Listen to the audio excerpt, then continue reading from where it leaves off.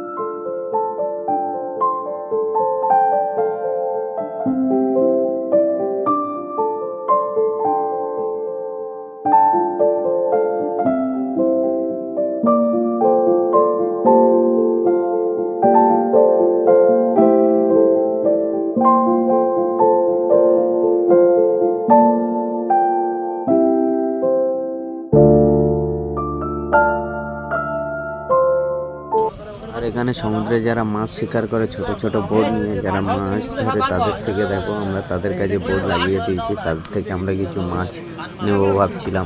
আর সব বন্ধুবান্ধব সবাই বলছিল যে আমরা নদীর টাটকা তাজা মাছ খাবো, তো সেই জন্য আমরা বোটের কাছে চলে গেছি। আর দেখো আমাদের গার্ড আর আমাদের কিছু ছেলেরা সব ওদের বোটে উঠে গেছে। আর মাছের সঙ্গে এদিকে আছে দেখো, আজকে আমাদের দুপুরে রাজহাঁস ছিল, জোড়া রাজহাঁস ছিল।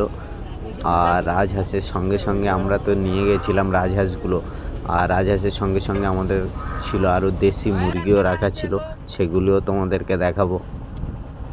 তো আজকে দুপুরের রেসিপি আমাদের নোনা মাছ ছিল, আর রাজহাঁসের মাংস, আর দেশি মুরগিগুলো দেখো এই উপরে বোর্ডের উপরে কত সুন্দর একটা ছোট্ট জায়গা করা আছে। এখানে সব মুরগিগুলো আমরা রেখে দিয়েছিলাম। আমরা 3 দিনের ট্যুরে আমরা 20 পিস মুরগি ছিল আমাদের, দেশি মুরগি, 2 পিস হাঁস ছিল, রেড মিট ছিল, অনেক কিছু ছিল।